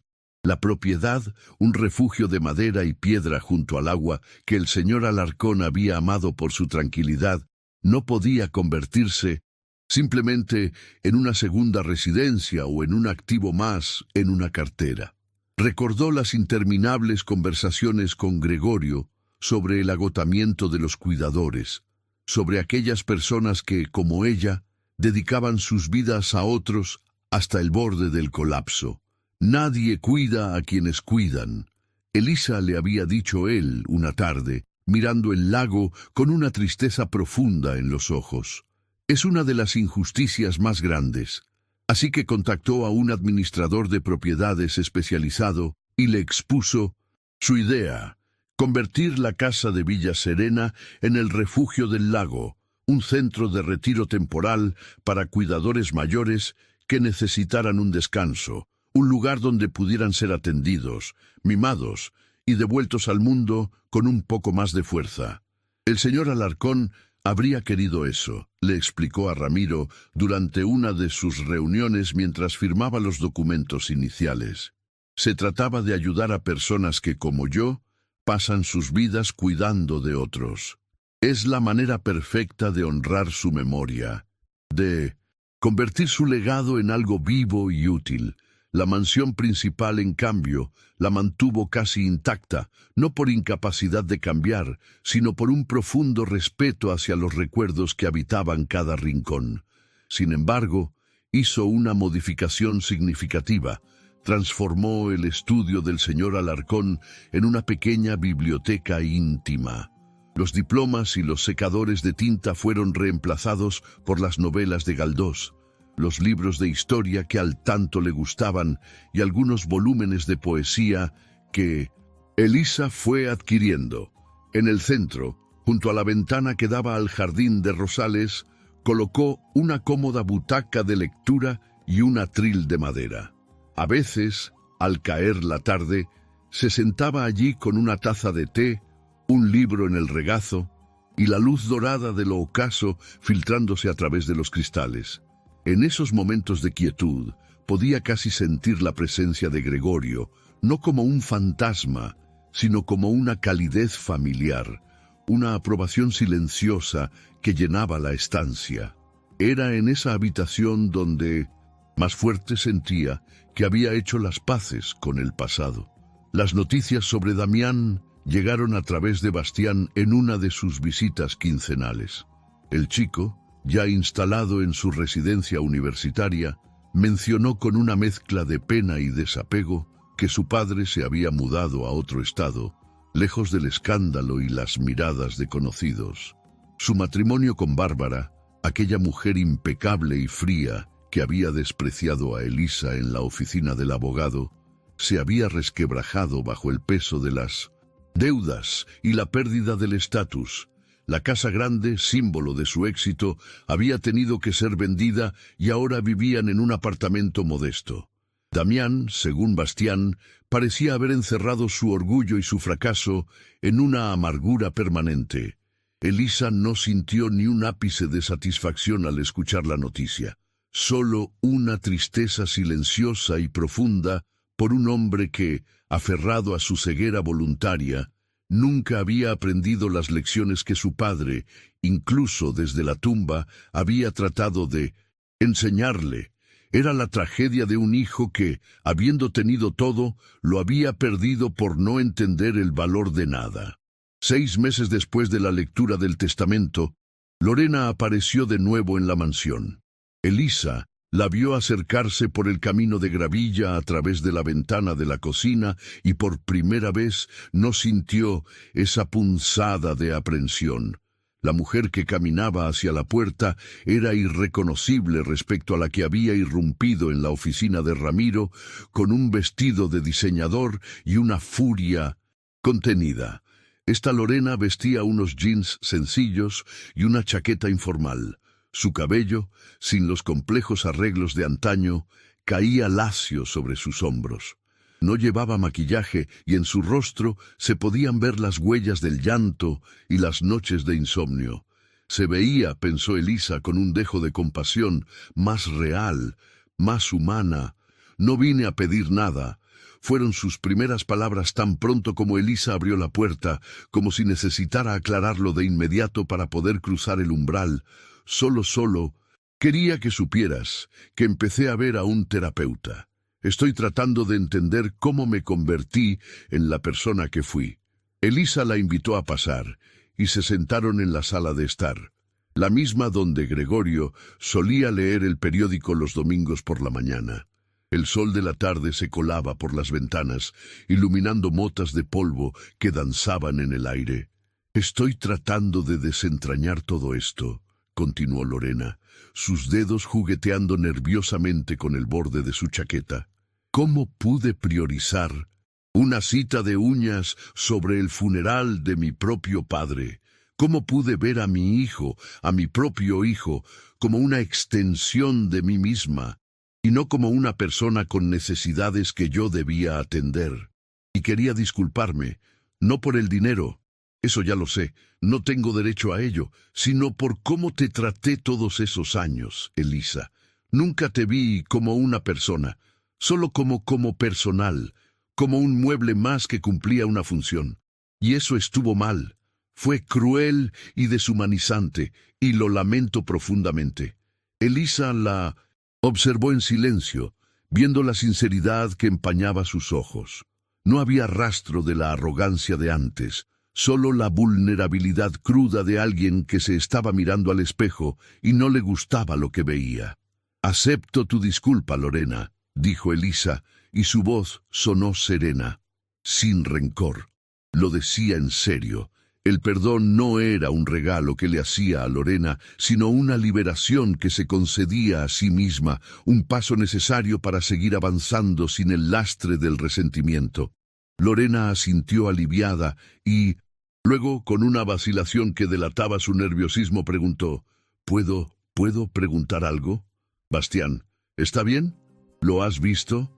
«Está muy bien», respondió Elisa, y un destello de genuino orgullo iluminó su rostro. «Está en la universidad estudiando arquitectura. Le va excelentemente bien según sus profesores. Viene a visitarme cada pocas semanas. Es un buen chico, Lorena, un chico maravilloso. De hecho, a pesar de todo, tiene el corazón en su lugar». Los ojos de Lorena se anegaron de lágrimas que esta vez no parecían ser de autocompasión, sino de un remordimiento profundo y dolorosamente consciente. «Gracias», susurró, la voz quebrada por la emoción. «Gracias por cuidarlo, por ser para lo que yo debería haber sido». Esas palabras, cargadas de todo el peso de su fracaso maternal, se quedaron flotando en la habitación mucho después de que Lorena se marchara, cabizbaja y con los hombros caídos, pero tal vez, solo tal vez, un poco más ligera. Después de su partida, Elisa salió al jardín. La primavera estaba en su apogeo, y el aire olía a tierra húmeda, a hierba recién cortada y al dulce perfume de los rosales. Se sentó en el banco de madera que el señor Alarcón había colocado años atrás bajo el viejo roble, y se envolvió en el chal de lana fina que había pertenecido a la señora Elvira, una prenda que ahora era uno de sus más preciados tesoros. Observó los rosales que con paciencia y dedicación había logrado rescatar de la negligencia. Estaban floreciendo de nuevo, las rosas rojas, como sangres abiertas contra el verde intenso de las hojas. Eran un espectáculo de vitalidad, de belleza que se abría paso a través de las ramas secas. Cada pétalo era una promesa mantenida, un símbolo de que incluso lo que parece muerto puede renacer con el cuidado adecuado. Permaneció allí hasta que el crepúsculo tiñó el cielo de naranja y púrpura, pensando en el intrincado camino que las vidas de todos ellos habían tomado. Pensó en Damián, perdido en su amargura en algún estado lejano, probablemente repitiendo los mismos errores que lo habían llevado allí. Pensó en Lorena, al menos intentando escarbar en sus heridas para encontrar una versión mejor de sí misma. Un camino arduo, pero que merecía respeto.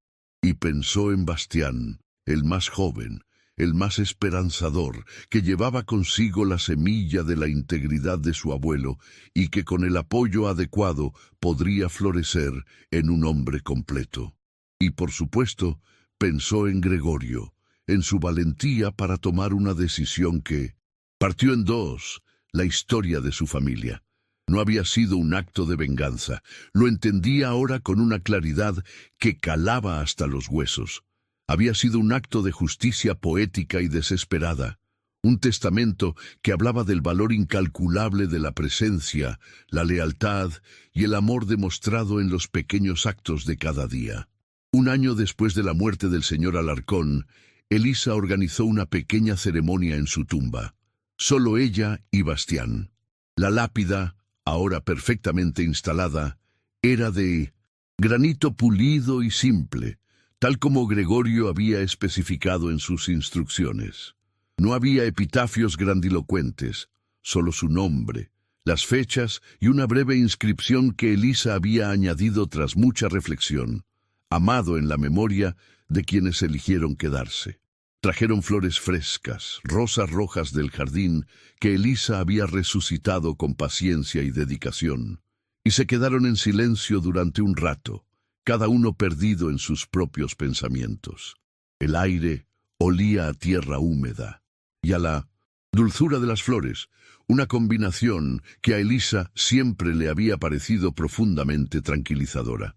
Bastián, más alto y con una seriedad en la mirada que no había tenido un año atrás, rompió el silencio. ¿Crees que hizo lo correcto? Elisa no respondió de inmediato. Su mirada se posó en el nombre grabado en la piedra, sintiendo el eco de la pregunta que ella misma se había formulado incontables veces. Finalmente dijo, creo que hizo lo único que podía hacer. No puedes obligar a las personas a amarte de la manera que necesitas ser amado. Solo puedes elegir quien merece tu legado. Y él me eligió a mí y a ti, no por sangre, sino por lealtad. Todavía extraño haberlo conocido mejor, confesó Bastián, su voz un poco quebrada. Ojalá hubiera sabido que estaba tratando de contactarme. Ojalá hubiera tenido el valor de buscarlo yo mismo. Él lo sabía, dijo Elisa suavemente, colocando una mano consoladora en su brazo. Sabía que tu madre estaba bloqueando sus intentos. Por eso te dejó ese fideicomiso. No era solo dinero, era un mensaje en una botella para que supieras que pensaba en ti, que creía en ti, incluso cuando no podía llegar a ti. Era su manera de abrazarte desde la distancia. Bastián limpió sus ojos con el dorso de la mano, haciendo un esfuerzo visible por componerse. Voy a hacerlo sentir orgulloso. Voy a construir cosas hermosas, cosas que perduren. Voy a ser el tipo de hombre que él era, íntegro, aunque no perfecto, leal. Ya lo eres, dijo Elisa, y cada palabra estaba cargada de una verdad que resonaba en el aire tranquilo del cementerio. Cada día que te elige a ti mismo, a tus principios, lo honras más que cualquier monumento. Permanecieron un rato más hasta que las sombras comenzaron a alargarse, tejiendo una red de oscuridad sobre las lápidas.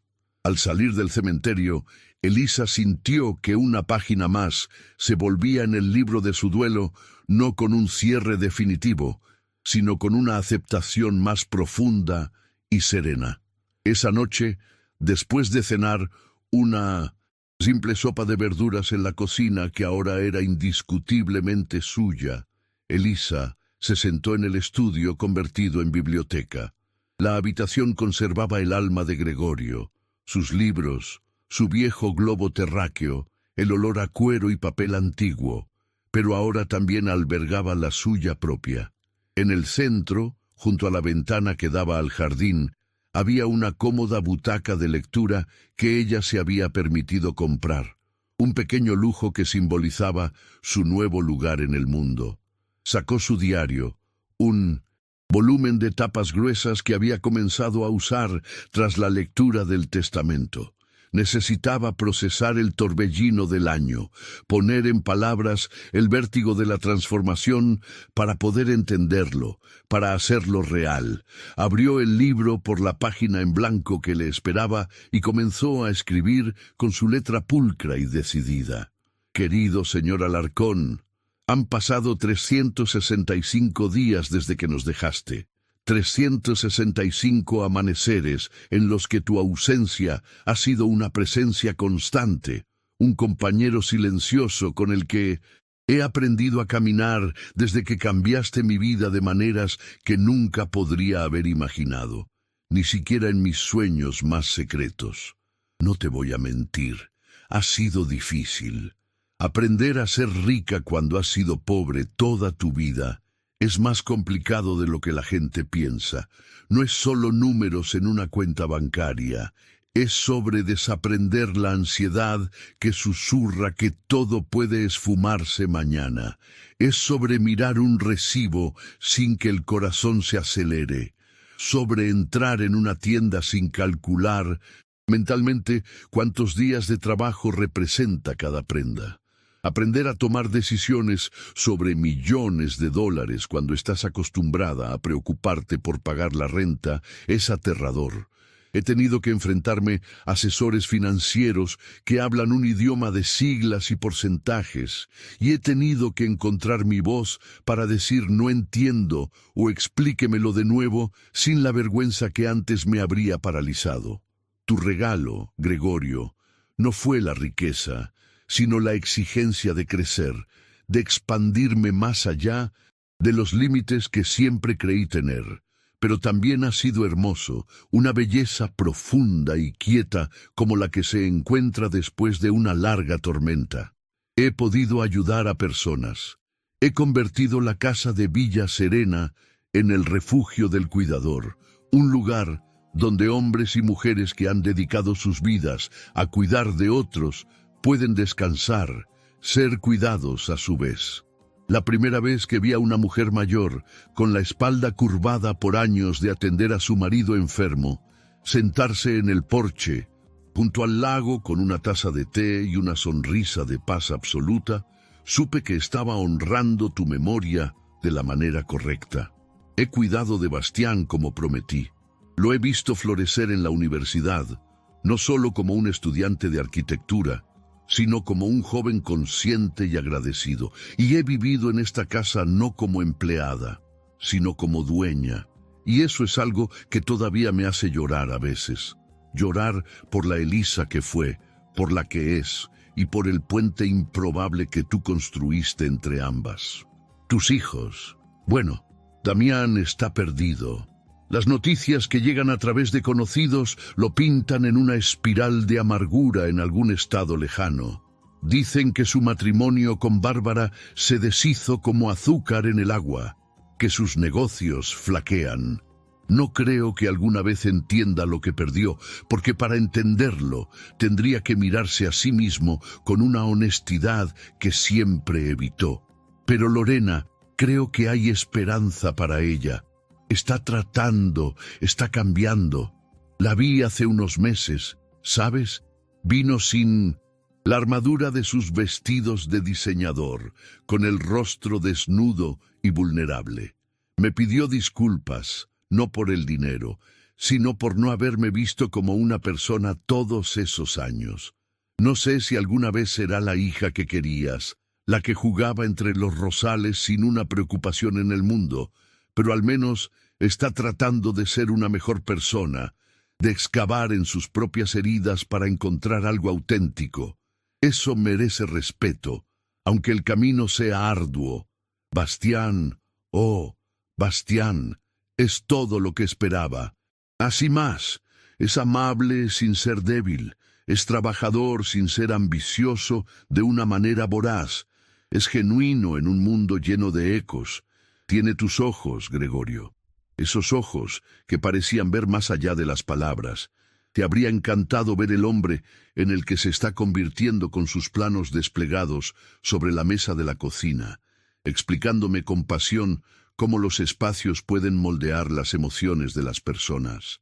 En él, tu legado no es una carga, sino una semilla. En cuanto a mí, finalmente entiendo lo que estabas tratando de enseñar con tu última y monumental decisión, que el amor no es sobre la sangre o las obligaciones impuestas, es sobre la elección consciente y diaria, sobre elegir aparecer día tras día, incluso cuando es difícil, incluso cuando duele, incluso cuando no hay recompensa visible a la vuelta de la esquina. Elegiste amarme cuando no tenías que hacerlo, cuando la sociedad te decía que tu lealtad debía estar el suar, y ahora vivo cada día tratando de honrar ese regalo, imborrable, tratando de ser digna de la fe que un hombre orgulloso y solitario depositó en una mujer que simplemente se quedó. Gracias, mi querido amigo, por todo, por verme, realmente verme, cuando para los demás era solo parte del mobiliario, por valorarme no por lo que hacía, sino por quién era mientras lo hacía, por darme la oportunidad de una vida que nunca me atreví a soñar y por confiar en que sabría qué hacer con ella. Espero que donde estés, finalmente estés en paz junto a Elvira, quizás cuidando de un jardín eterno libre de inviernos. Y espero que sepas, con la certeza absoluta que ahora guía mis días, que no estás olvidado. No por mí, nunca por mí, con todo mi cariño y gratitud eterna, Elisa. Cerró el diario, sintiendo el peso de las palabras y de la tinta seca bajo sus dedos. Lo colocó con cuidado en el estante, junto a las obras de Galdós, que tanto había amado Gregorio. La casa estaba en silencio, pero no vacía. Nunca vacía. Estaba impregnada de recuerdos que ya no punzaban, sino que acariciaban, de un amor que había trascendido la muerte para convertirse en un faro, de lecciones aprendidas con el dolor agudo de la pérdida, pero con la sabiduría tranquila de quien ha mirado al abismo y ha encontrado en su interior la fuerza para no caer. Se levantó y caminó hasta la ventana. El jardín, bañado por la luz plateada de la luna llena, era un cuadro de sombras y destellos. Los rosales, aquellos que Gregorio había plantado con sus propias manos y que ella había salvado de la negligencia, se mecían suavemente en la brisa nocturna, sus pétalos rojos como gotas de sangre oscuras sobre la penumbra. Y por un momento, solo por un momento, no fue una cuestión de fe o de imaginación, sino de pura percepción. Podría jurar que escuchó entre el susurro de las hojas una voz familiar serena y llena de una aprobación infinita. Bien hecho, mi querida amiga, bien hecho. No era un sonido que llegara a los oídos, sino una vibración que resonaba en el centro mismo de su pecho, una certeza que se instaló en su corazón con la suavidad de una pluma que encuentra su lugar. Una sonrisa, tierna y cargada de todas las lágrimas que ya no necesitaba llorar, se dibujó en sus labios. Secándose una única lágrima que logró escapar, Elisa susurró hacia la noche, hacia las rosas, hacia la memoria que habitaba cada rincón de aquella casa. Descansa en paz, señor Alarcón. Tu legado está en buenas manos. Y lo estaba. El testamento de Gregorio Alarcón había cumplido su propósito. Honrar la lealtad de Elisa, ofrecer a Bastián un futuro y obligar a sus hijos a enfrentar sus elecciones. No se trataba de dinero, sino del reconocimiento de que la familia que eliges puede ser más valiosa que la que te fue dada. Porque al final, el testamento del millonario no se trataba de dinero, propiedades o lecciones duras. Se trataba de algo mucho más simple y profundo, el reconocimiento de que a veces la familia que eliges es más valiosa que la familia que te fue dada. Esa verdad, sólida y serena, como una roca pulida por el mar, se había instalado en el centro de la existencia de Elisa. Esa verdad, sólida y serena como una roca pulida por el mar, se había instalado en el centro de la existencia de Elisa. La mansión en la calle de los Fresnos ya no era un recordatorio de su servicio, sino un testimonio de una elección consciente, de un amor reconocido, Cada mañana, al despertar en la habitación que había sido de invitados y que ahora era suya, experimentaba un fugaz instante de asombro antes de que la paz volviera a asentarse. La casa no le pertenecía a ella pertenecía a la casa, a su historia, a la memoria que ahora custodiaba con un cuidado reverencial. Una de sus primeras decisiones como propietaria había sido restaurar el jardín de rosas. Contrató a un especialista, un hombre mayor y callado que conocía el lenguaje secreto de la tierra y las plantas. Juntos, pacientemente, habían rehabilitado los rosales que Gregorio Alarcón había plantado con sus propias manos para Elvira. Elisa pasaba las tardes junto a ellos, no solo supervisando, sino aprendiendo. Aprendió sobre la poda, sobre el abono, sobre la precisa cantidad de sol y agua que necesitaban aquellas criaturas espinosas y bellas. Un día, mientras colocaba con cuidado una guía para un tallo rebelde, encontró una pequeña placa de latín medio oculta entre las raíces. Decía para Elvira, cuyo perfume perdura más que el de cualquier rosa. Nadie la había visto en años. Elisa la limpió y la colocó en un lugar visible donde el sol de la tarde pudiera acariciarla. Ahora los capullos comenzaban a abrirse de nuevo, un rojo intenso y vibrante que manchaba de color el verde del jardín.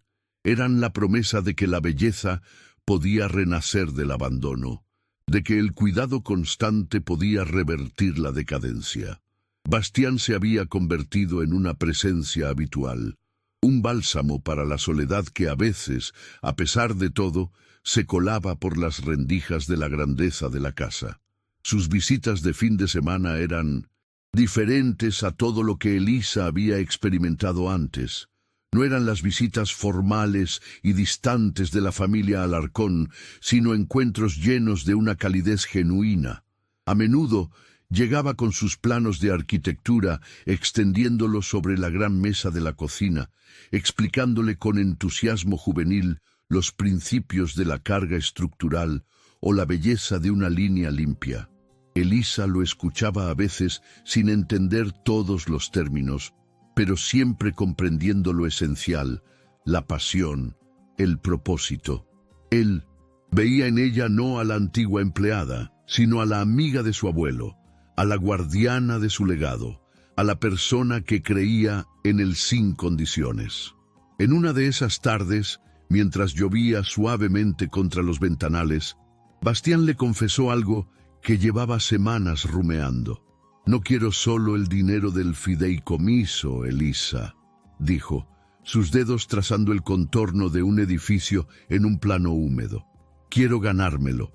Quiero trabajar contigo aquí durante los veranos, en la casa de Villa Serena, en lo que sea». El abuelo escribió que valoraba el trabajo duro.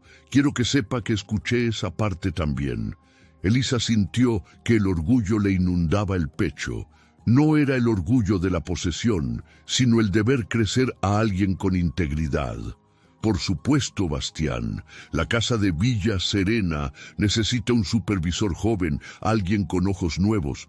¿Podrías ayudarme con los planos para la nueva ala que queremos construir para los cuidadores? El proyecto de la casa de Villa Serena se había convertido en su obra magna. El refugio Alarcón, como decidió llamarlo, estaba tomando forma. No era un lujoso hotel, sino un lugar acogedor y tranquilo donde cuidadores de personas mayores o enfermos crónicos pudieran pasar una semana gratis, descansar, ser cuidados en lugar de cuidar. Había contratado a un pequeño equipo, una cocinera, una enfermera, un psicólogo que ofrecía terapia grupal. Elisa viajaba allí 2 veces por semana y cada vez que recorría los pasillos limpios y llenos de luz, sentía la aprobación tácita de Gregorio. Él, que había valorado tanto su cuidado, ahora extendía ese consuelo a otros a través de ella. A veces se sentaba en el porche con alguna de las personas que se hospedaban y escuchaba sus historias de desgaste y amor infinito que le recordaban a sus propios años junto al señor Alarcón, eran ecos de su propia experiencia, y en ellos encontraba una comunidad que nunca antes había tenido. Mientras Elisa construía y sanaba, el mundo de Damián y Lorena seguía su curso, marcado por las ondas expansivas del testamento. Damián, tal como había rumoreado Bastián, se había divorciado de Bárbara. La fortuna que había dado por hecha se había esfumado, y con ella, la mujer que estaba a su lado por esa misma razón, perdió su posición en el club de campo. Según supo Elisa, a través de Ramiro, había aceptado un trabajo como gerente regional de una cadena de tiendas, una posición muy por debajo de sus aspiraciones anteriores. Era un hombre reducido, no solo en riqueza, sino en espíritu. La carta de su padre había actuado como un ácido, disolviendo la armadura de arrogancia tras la que se había refugiado toda su vida. Y lo que quedaba era una amargura vacía. No hubo más intentos de contacto, ni siquiera a través de abogados. Parecía haber aceptado, o al menos haber sucumbido al veredicto paterno. Lorena, en cambio, continuaba su lento y doloroso camino de introspección. Su transformación era visible. Había vendido su coche deportivo, se había mudado a un apartamento más modesto y había empezado a trabajar como coordinadora de eventos en una pequeña galería de arte.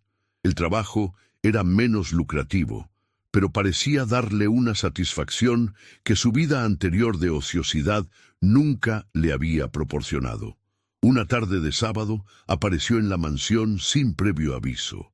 Bastián estaba allí, y la tensión en la habitación fue palpable cuando Elisa lo dejó solo con su madre en la sala de estar.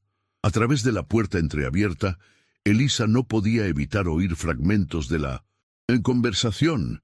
«Tu abuelo», comenzó Lorena, su voz temblorosa. «Lo sé, mamá, lo sé todo». La interrumpió Bastián, no con dureza, sino con una firmeza que no esperaba de su hijo. «Leí sus cartas, todas. Bastián, yo tenía miedo de que te fueras, de que él te alejara de mí. Él no quería alejarme de ti. Quería conocerme. Tú me alejaste de él».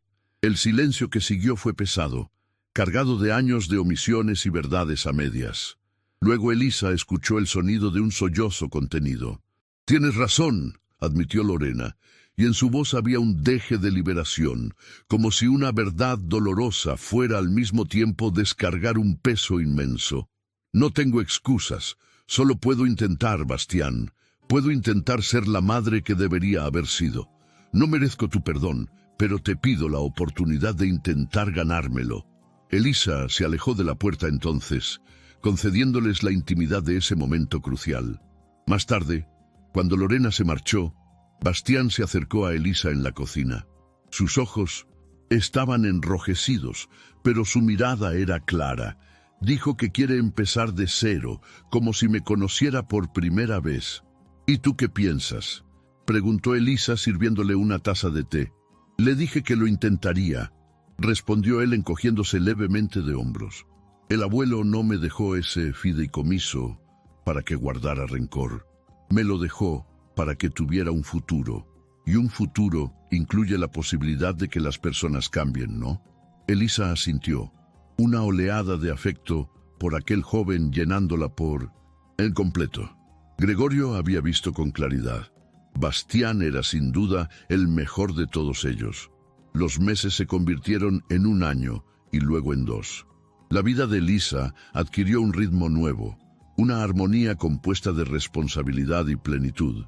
Administraba la fortuna con la misma meticulosidad con la que una vez administró el hogar de los Alarcón, pero ahora lo hacía con la visión puesta en un legado perdurable. El refugio Alarcón floreció, y las cartas de agradecimiento de los cuidadores que pasaban por allí se convirtieron en sus posesiones más preciadas. Eran la prueba tangible de que el acto final de Gregorio había generado un círculo virtuoso de cuidado y compasión, una primavera especialmente espléndida. Con los rosales en su máximo esplendor, Elisa organizó una pequeña cena en el jardín, solo para ella, Bastián y por primera vez, Lorena. No fue una reunión fácil. Los fantasmas de las cenas pasadas, llenas de superficialidad y conversaciones vacías, parecían merodear entre ellos. Pero hubo un esfuerzo consciente, un deseo compartido de tender puente sobre el abismo del pasado. Lorena habló de su trabajo en la galería, de cómo estaba redescubriendo el valor del arte, no por su precio, sino por su capacidad de conmover. Bastián habló de sus estudios, de un proyecto que había ganado un premio universitario, y Elisa habló del refugio, de las vidas que se tocaban y mejoraban allí. No era la familia convencional que Gregorio Alarcón había soñado en sus primeros años, pero era una familia auténtica, construida sobre el reconocimiento de los errores, el perdón tentativo y la elección consciente de estar juntos. Esa noche, después de que Bastián y Lorena se hubieron marchado, Elisa se quedó en el jardín respirando el aroma embriagador de las rosas. La luna, llena y plateada, bañaba el césped. Recordó la voz que había percibido hacía tanto tiempo, aquella aprobación silenciosa que había resonado en su pecho. Ahora la sentía no como un eco, sino como una presencia serena y permanente, tejida en la misma esencia de la casa, del jardín, de la vida que había construido. El testamento de Gregorio Alarcón había sido en esencia una semilla de justicia, sí, pero también de redención.